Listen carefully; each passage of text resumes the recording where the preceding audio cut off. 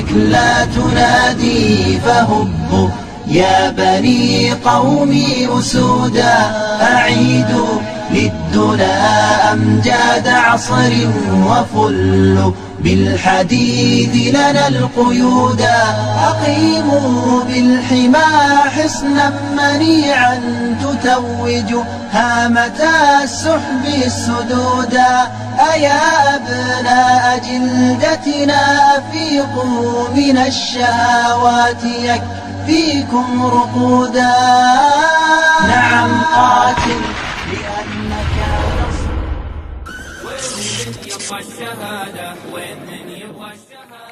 Setelah Rasulullah SAW melakukan perjanjian Hudaibiyah dengan orang-orang kafir Quraisy, maka Rasulullah SAW menggunakan kesempatan damai itu untuk mengirim delegasi dan surat kepada raja-raja di luar Arab.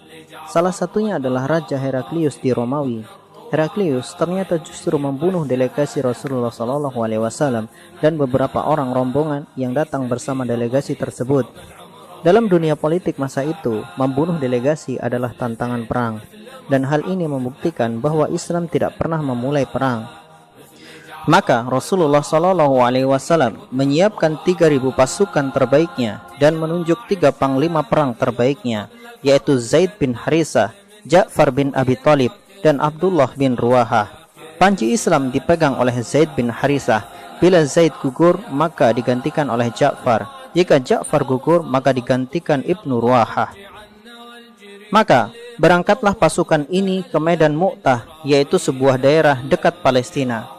Perang Mu'tah sendiri adalah sebuah opening sekaligus show of force, di mana kaum muslimin menunjukkan kekuatannya kepada musuh-musuhnya termasuk Romawi dan bangsa Arab kala itu. Menantang Romawi adalah sebuah adegan yang benar-benar pamali dilakukan oleh negara-negara kecil, apalagi bangsa Arab, karena menantang Romawi sama seperti kucing menantang singa. Khalid bin Walid sendiri ada di dalam barisan kaum muslimin, tetapi beliau lapang dada, tidak ditunjuk sebagai panglima dan hanya sebagai prajurit biasa. Sedangkan Romawi yang saat itu sebagai negara adidaya menyiapkan 200.000 pasukan untuk menyambut kedatangan pasukan Islam. Benar-benar jumlah yang sangat fantastis. Perbandingannya seperti kucing melawan singa. Kalau kita mau menggunakan akal logika dan hitung-hitungan bulat, maka perbandingannya adalah 1:70. Jadi untuk menang, satu orang pasukan Islam harus membunuh 70 pasukan Romawi, dan itu adalah jumlah yang tidak logis. Awalnya beberapa sahabat memberi usul agar mengirim surat kepada Rasulullah SAW untuk meminta bala bantuan dari Madinah. Namun Abdullah bin Ruwahah tidak setuju dengan usulan itu. Beliau dengan tegas mengatakan, "Demi Allah, kita datang ke tempat ini justru untuk menyambut kematian. Kita berperang bukan karena jumlah, bukan juga karena kekuatan, tetapi kita berperang demi agama Allah yang dengannya Allah memuliakan kita atas musuh-musuh kita." Maka bertemulah dua pasukan yang tidak seimbang itu di Medan Mu'tah. Pasukan Muslim dipimpin oleh Zaid bin Harisah. Beliau adalah anak angkat Rasulullah SAW. Sedangkan Romawi dipimpin oleh Raja Heraklius sendiri. Pertempuran sengit pun terjadi. Zaid memegang panji kepemimpinan dan menebas musuh-musuh di depannya. Namun beliau terkena hantaman anak panah dan senjata musuh sehingga beliau gugur.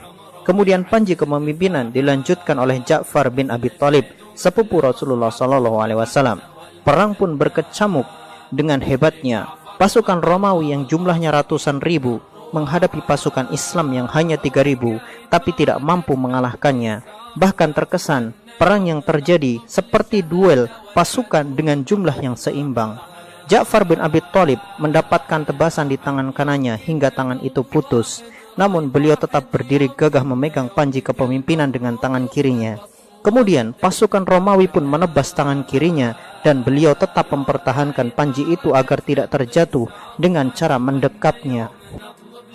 Kepemimpinan selanjutnya dipegang oleh Abdullah bin Ruwahah. Beliau pun dengan gagah berani menggempur pasukan Romawi tanpa ampun. Dan akhirnya beliau pun gugur menyusul 2 jenderal sebelumnya. Thabit bin Arqam mengambil panji yang tergeletak tanpa tuan itu dan berseru kepada pasukan untuk mengangkat pemimpin. Maka seluruh pasukan membaiat Khalid bin Walid sebagai pemimpin. Awalnya Khalid bin Walid menolak karena beliau sadar beliau baru kemarin sore memeluk Islam dan masih banyak sahabat-sahabat senior di tempat itu. Namun ketika seluruh pasukan bersepakat terhadap Khalid bin Walid, maka beliau pun menerima kepemimpinan dengan penuh tanggung jawab. Khalid bin Walid yang dikenal sebagai ahli strategi perang terbaik ini pun mulai menyusun kembali pasukan yang kocar-kacir. Beliau membabat pasukan Romawi sembari memegang panji dengan tangan kirinya. Pada pertempuran selanjutnya, Khalid bin Walid benar-benar menunjukkan bahwa julukannya sebagai ahli perang bukan isapan jempol semata. Khalid bin Walid berperang dengan sangat hebat. Ketika pedang yang ia pakai menebas musuh patah, ia ambil pedang musuhnya dan ia kembali menebaskan pedangnya. Ketika pedangnya patah, ia ambil pedang yang lain hingga beliau mematahkan 9 pedang, dan pedang ke-10 yang tidak patah adalah buatan Yaman. Allahu Akbar.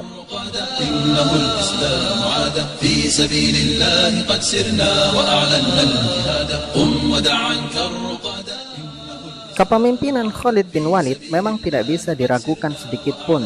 Pada pertempuran selanjutnya, Khalid bin Walid membuat strategi perang yang sangat jitu, di mana ia mengubah posisi sayap kanan ke posisi kiri dan sayap kiri ke posisi kanan, kemudian mengganti pasukan depan ke belakang dan pasukan belakang ke depan. Pasukan Romawi pun terkejut dengan pasukan Islam yang berubah wajah. Mereka mengira pasukan Islam telah mendapatkan bantuan dan mengganti pasukan. Mereka mengira pasukan yang sekarang mereka lawan adalah pasukan yang berbeda dari pasukan sebelumnya. Taktik ini benar-benar jitu untuk mengelabui musuh yang sudah jatuh mentalnya. Terbukti dengan mundurnya pasukan Romawi dari medan tempur dan korban dari mereka yang sangat banyak. Khalid kemudian menyatukan barisan pasukannya dan menyusun strategi untuk kembali ke Madinah. Berkat pertolongan Allah Subhanahu wa taala melalui kepemimpinan Khalid bin Walid, pasukan Islam pulang ke Madinah dengan selamat.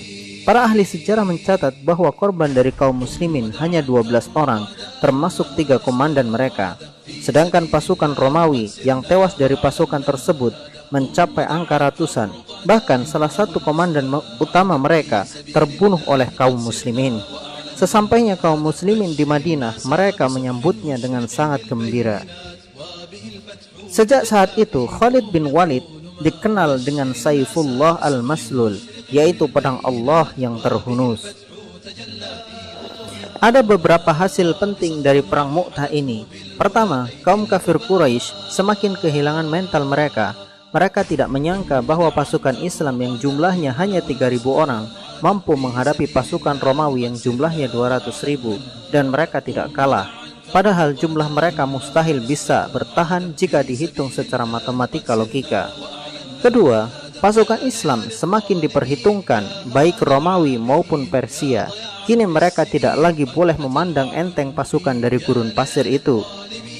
Medan perang Mu'tah memuntahkan mitos Romawi sebagai negara adidaya dan menelanjangi mitos itu secara memalukan.